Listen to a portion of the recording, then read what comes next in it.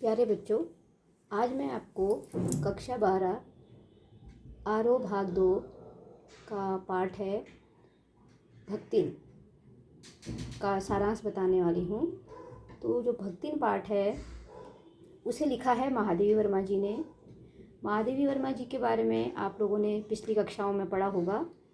तो महादेवी वर्मा जी का जन्म सन 1907 फर्रुखाबाद उत्तर प्रदेश में हुआ था और उनके जो रचनाएं हैं वो हैं दीपशिखा, यामा, काव्य संग्रह हैं, श्रृंखला की कड़ियाँ, आपदा, संकल्पिता, भारतीय संस्कृति के स्वर, निबंध संग्रह हैं, अतीत के चलचित्र, स्मृति की रेखाएं, पथ के साथी, मेरा परिवार आदि संस्मरण हैं। महादेवी वर्मा जी ने ज्ञानपीठ पुरस्कार यामा के लिए प्राप्त किया था 1983 में और उत्तर प्रदेश हिंदी संस्थान का भारत भारती पुरस्कार, पद्म भूषण पुरस्कार उनको 1956 ईस्वी में दिया गया था। महादेवी वर्मा जी का निधन सन 1947 इलाहाबाद में हुआ था। तो यह जो पाठ है भक्तिन, वह महादेवी वर्मा जी का एक प्रसिद्ध संस्मरणात्मक रेखा चित्र है जो इनकी स्मृति की रेखाएं नामक पुस्तक से लिया गया है। इसमें महादेवी जी ने अपनी सेविका भक्तिन के अतीत और वर्तमान का परिचय देते हुए उसके व्यक्तित्व का बहुत दिलचस्प खाका चित्रित किया है। तो महादेवी वर्मा जी के घर में जो भक्तिन थी वह काम करती थी। तो वहाँ आने से पहले उसका जीवन कैसा रहा, संघर्षशील, वह स्वाभिमानी और कर्मठ जीवन जीने वाली स्त्री थी। तो कैसे उनका बचपन व्यतीत हुआ, कैसे उनका विवाह हुआ, विवाह के बाद उनका जीवन कैसे व्यतीत हुआ, उनके जो बच्चे थे उनका जीवन कैसा रहा, यह सब इस पाठ में महादेवी वर्मा जी ने चित्रित किया है। तो वह हमेशा अपनी और अपने बेटियों की लड़ाई लड़ती रही और उसके बाद वह कैसे अपनी ज़िंदगी से हार गई और उसने फिर वहाँ से जाकर कहीं और जीवन व्यतीत करने का फैसला लिया। तो इसके बाद वह आई महादेवी वर्मा जी के पास, जहाँ वह उनकी एक सेविका के रूप में कार्य करने लगी। तो इस पाठ में महादेवी जी ने उनके बारे में बताया है कि वह कैसे उनके साथ रहती थी, कैसे उनके साथ उनकी आत्मीयता थी। वह अपने को महादेवी वर्मा की सेविका नहीं समझकर उनकी घर की एक सदस्य समझती थी।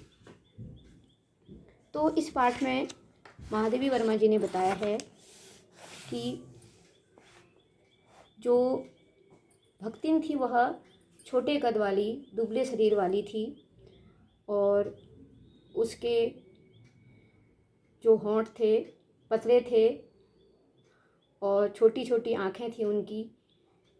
तो यहाँ पर उनका एक रेखा चित्र यहाँ पर महादेवी वर्मा जी ने बताया है। जो भक्तिन थी उसका नाम भक्तिन बचपन से नहीं था, उसका नाम था लक्ष्मीन, अर्थात लक्ष्मी भी यहाँ पर कहा गया है।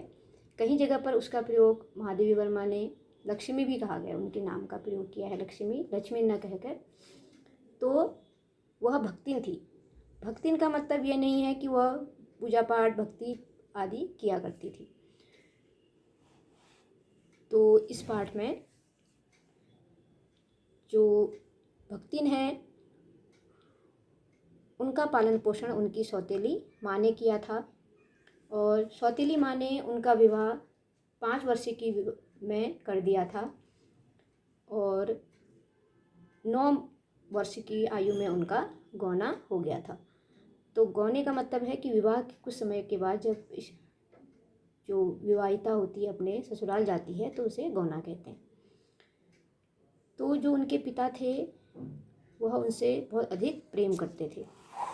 जो उनकी सौतेली माँ सोचती थी कि कहीं उसके पिता सारी संपत्ति अपने उस लड़की के नाम न कर दें। तो जब लक्ष्मी की के पिता का देहांत हुआ तो उनकी सौतेली माँ ने उनको सूचना नहीं दी, और जब वह अपने मायके पहुंची तो उसके बाद उनको पता चला कि उनके पिता की मृत्यु हो गई है। जब वो घर पहुंची तो उनकी सौतेली माँ ने उनके साथ बहुत बुरा व्यवहार किया, तो वह बिना पानी पिए अपने मायके से वापस अपने ससुराल चली गई। फिर जब वह घर पहुंची तो उसने अपनी विमाता के बारे में बताया, और जो सास थी, सास को पता था कि उसके पिता का देहांत तो हो गया है, लेकिन फिर भी उन्होंने अपनी बहू को नहीं बताया। जो लक्ष्मी थी, जहाँ उसका विवाह हुआ, वहाँ उनकी जो सास थी, उनके 3 पुत्र थे, वह सबसे छोटे पुत्र की पत्नी थी। तो जो 2 उनके बड़े जेठ थे और जेठानियाँ थी, वह बड़े आराम से उस घर में रहती थी, और भक्तिन को ही अर्थात लक्ष्मी को ही पूरा काम घर का करना पड़ता था, क्योंकि जो बड़ी जेठानियाँ थी उन सब के लड़के थे, और जो भक्तिन थी उनकी 3 लड़कियाँ थी, तो इसलिए सारा घर का काम उन चारों के ऊपर था। वह बहुत मेहनती थी, उनके जो पति थे उनसे बहुत प्रेम करते थे, इसी कारण वह उस घर में रह पाई। जब उनके पति जीवित थे तभी उन्होंने अपनी बड़ी लड़की का विवाह कर दिया। विवाह करने के बाद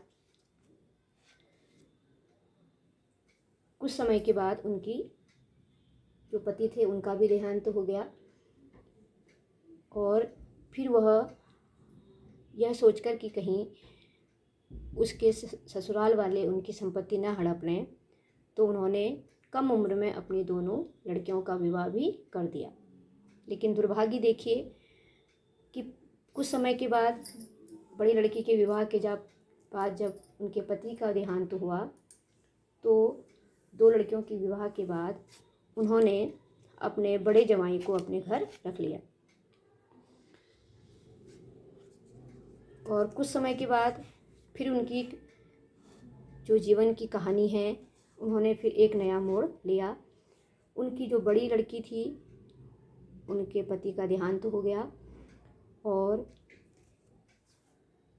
जो ससुराल के लोग थे उन्होंने उसके जो लक्ष्मी थी अर्थात भक्तिन थी, उनकी संपत्ति को हड़पने के लिए जो उनके जेठ थे, जो जेठ का लड़का था, उनका साला, उनके साथ उन्होंने लक्ष्मी की लड़की का विवाह करना चाहा, लेकिन वह उसे पसंद नहीं करती थी, क्योंकि वह इधर उधर घूमता रहता था, उसका कोई काम नहीं था, वह पूरे गांव में घूम फिर कर अपना पूरा समय ऐसे ही व्यतीत करता था। तो उनकी लड़की जो थी लक्ष्मी की, उन्होंने विवाह करने से मना कर दिया, लेकिन जो वो लड़का था वह ज़बरदस्ती एक दिन लक्ष्मी के लड़की के कोठरी में घुस गया, और जैसा कि उनकी एक योजना थी कि इसका विवाह उसके साथ कराया जाए, तो उसने सभी गांव के लोगों को वहां पर एकत्रित कर लिया, और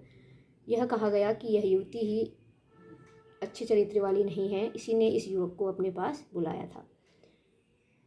लेकिन तभी जब वहाँ पंचायत पहुँची तो लक्ष्मी की लड़की ने उस लड़के को बहुत पीटा और पीटते हुए कमरे से बाहर आई, लेकिन पंचायत ने उसकी नहीं सुनी और उसने उन दोनों को पति पत्नी के रूप में रहने का आदेश दे दिया। फिर लक्ष्मी के जीवन में वही दुख आने लगे। जो दामाद था वह दिन भर घूमता रहता था, और जो उनकी लड़की थी वह कुछ नहीं कर पाती थी। धीरे धीरे उनके घर में लड़ाई झगड़ा द्वेष यह सब चीज़ें होने लगी, और कुछ समय तक लगान न चुका पाने के कारण भक्तिन को बुलाकर दिन भर कड़ी धूप में खड़ा कर दिया गया। जो उसने इसे अपना अपमान समझा, और कर्मठता से सबसे बड़ा उसके लिए यह कलंक बन गया। भक्तिन अपने गांव को छोड़कर कुछ पैसे कमाने के लिए शहर आ पहुंची। उसके जब वो पहुंची महादेवी वर्मा के पास तो उसके पास घुटी हुई चांद की मोटी मैली धोती से ढाके मानो सब प्रकार की आहट सुनने के लिए कान खड़े कपड़े से बाहर निकलते। भक्तिन जब महादेवी वर्मा के पास पहुंची तब उसके जीवन का यह चौथा पड़ाव चल रहा था। तो अभी बाकी था। भक्तिन की वेशभूषा गृहस्थ और वैरागी का सम्मिश्रण देखकर महादेवी वर्मा कहती हैं कि उससे पूछती हैं, क्योंकि वह गांव में रहने वाली स्त्री थी, तो उन्होंने उनसे पूछा कि क्या तुम खाना बनाना जानती हो? तो जो भक्तिन होती है वो कहती है, हाँ मैं क्या कर लेती हूँ, रोटी दाल सब्जी बना लेती हूँ।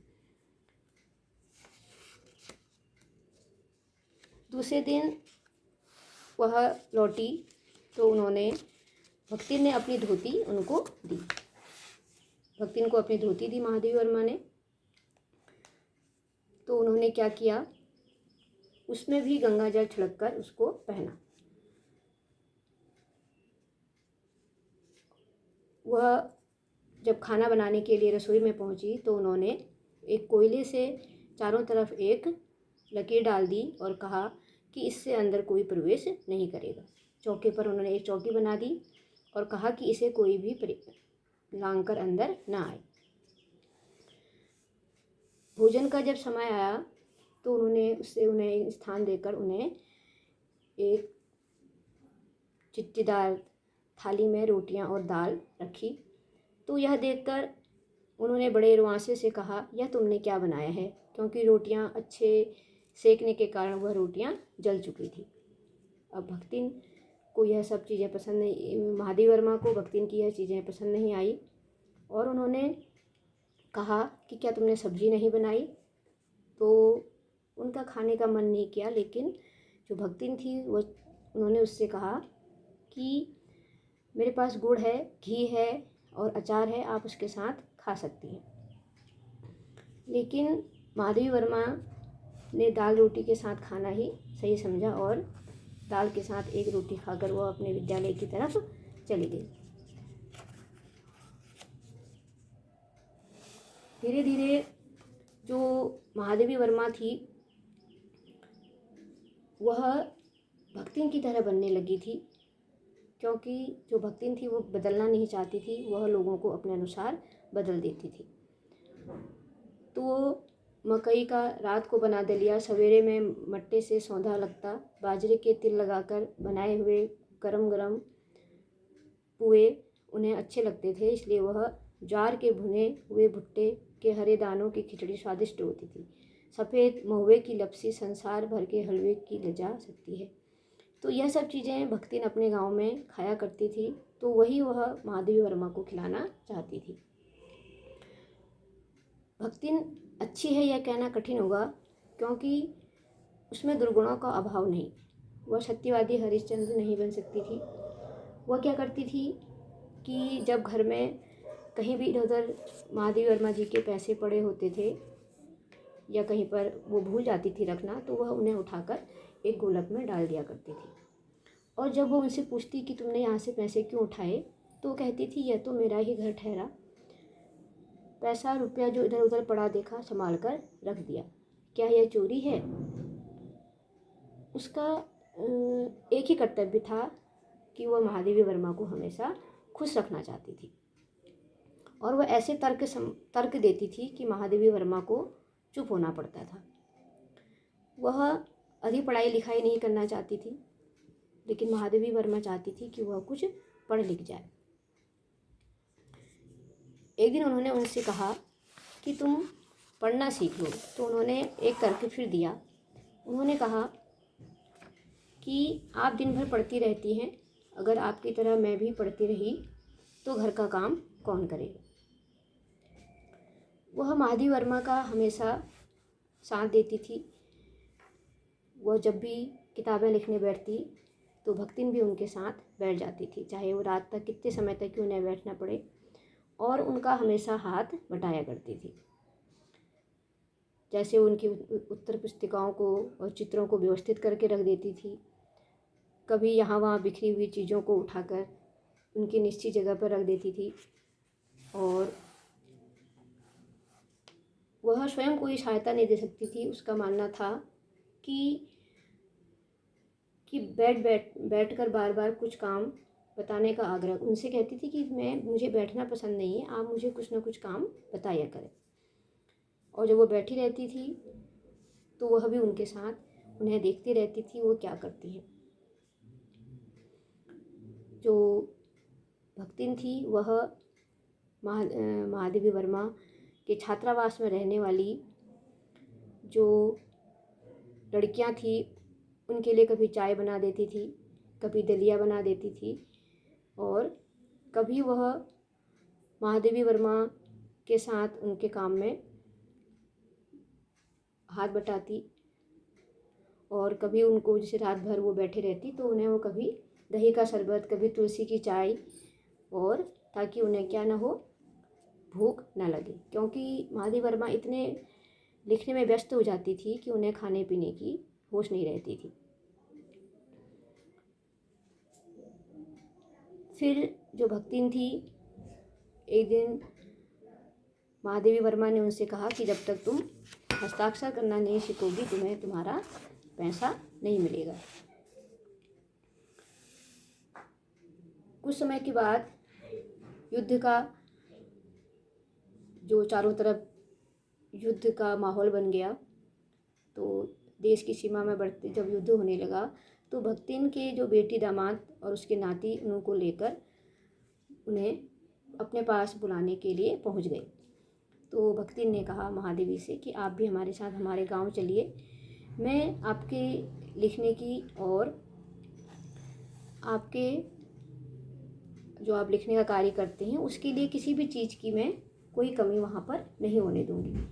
मैं लकड़ी का एक मचान बना दूँगी जहाँ पर आप अच्छे से अपने कपड़े रख सकती हैं, किताबें रख सकती हैं। धान के पुआल का गोंदरा बनवाकर उसमें अच्छे से कंबल बिछाकर सोने की प्रबंध करूँगी। मेरे रंग स्याही आदि की नई हंडियों से सजाकर रख दूँगी। सब चीज़ें वो यथावत कर देगी। मेरे पास जितना भी पैसा है उतना मैं आपके लिए आपके ऊपर खर्च कर दूँगी, लेकिन आप हमारे साथ चलिए। लेकिन वह उनके साथ नहीं गई। तो महादेवी कहती हैं कि जो भक्तिन थी उसका उनके साथ सेवक और स्वामी का संबंध है, यह कहना कठिन है, क्योंकि वह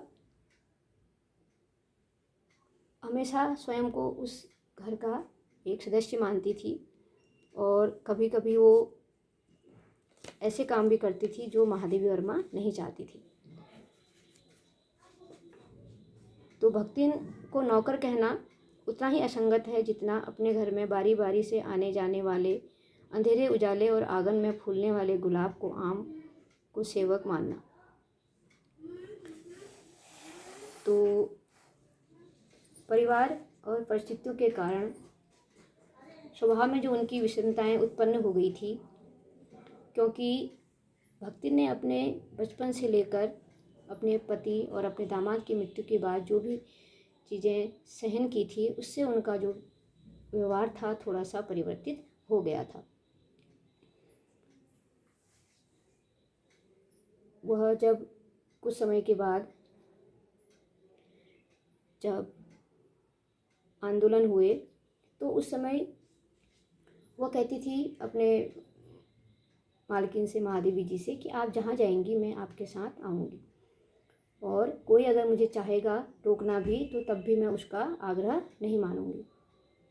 वो कहती हैं कि जब वो छोटी थी तो अगर उन्हें कारागार भी जाना पड़ेगा तो वह भी उनके साथ जाएंगी, और अगर उसके लिए उन्हें किसी से लड़ना भी पड़े तो मैं लड़ जाऊंगी। वह निडर महिला थी। वो कहती थी कि मैं किसी से नहीं डरती हूँ और मैं हमेशा आपका साथ दूंगी और आप जहाँ जाएंगी मैं आपके साथ रहूँगी।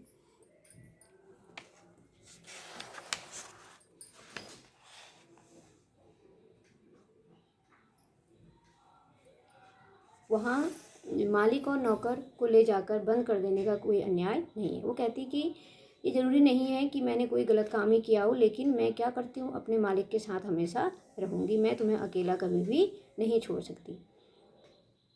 और वह कहती हैं, अगर मुझे इसके लिए किसी बड़े लाट या ऑफिसर से लड़ना पड़ेगा तो मैं उसके लिए भी तैयार हूँ।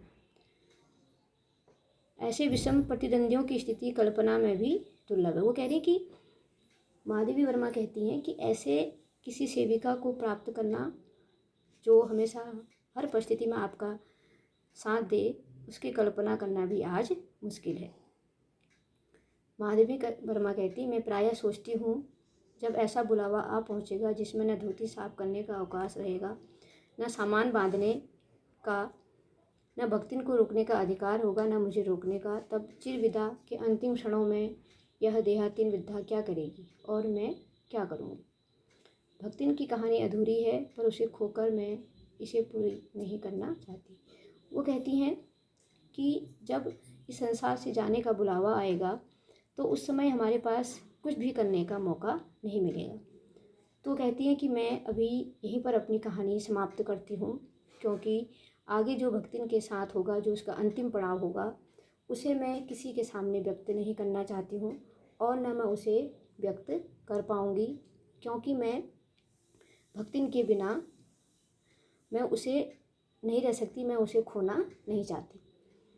तो यहाँ पर महादेवी वर्मा जी ने एक ऐसी सशक्त महिला के बारे में बताया है जो हमेशा संघर्ष करती हुई आगे बढ़ती रही, अपने परिवार के लिए, अपने बच्चों के लिए हमेशा उन्होंने संघर्ष किया और विषम परिस्थितियों में भी उसने संघर्ष करना नहीं छोड़ा।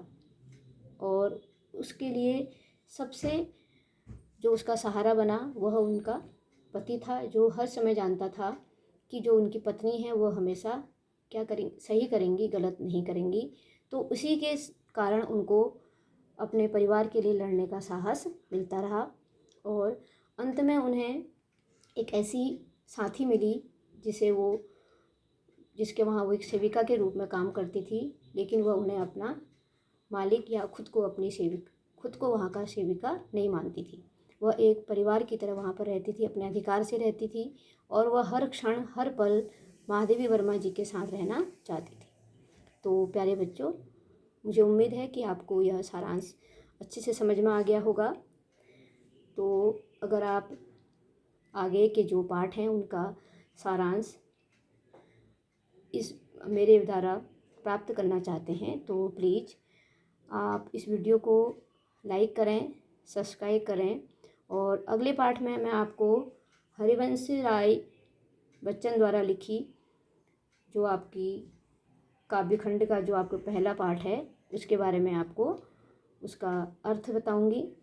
तो आप इसके लिए मुझे सब्सक्राइब अवश्य करें और आपको जो भी पाठ पढ़ना है उसके बारे में आप कमेंट कर सकते हैं। धन्यवाद।